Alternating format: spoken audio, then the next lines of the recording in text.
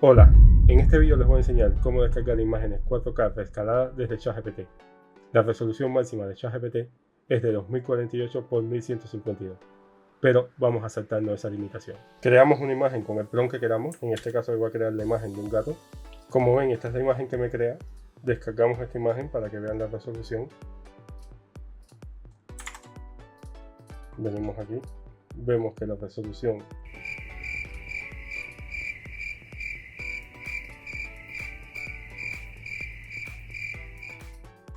no se acerca a 4K, pero para nada.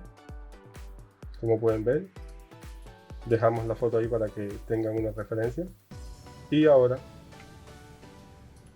le ponemos este prompt que les voy a dejar en la descripción del vídeo y en los comentarios.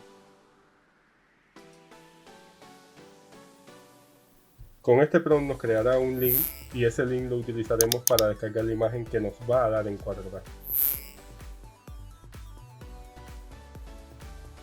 Como ven, aquí nos dio un link y no una imagen como hizo anteriormente.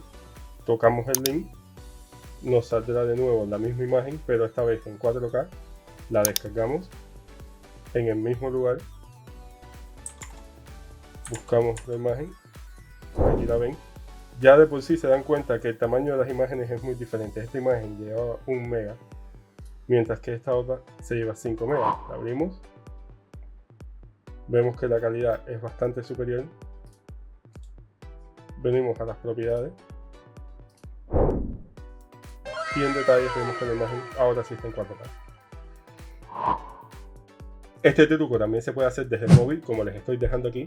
Y nada, si les gustó, déjenmelo saber en comentarios, suscríbanse y denle like. Muchísimas gracias.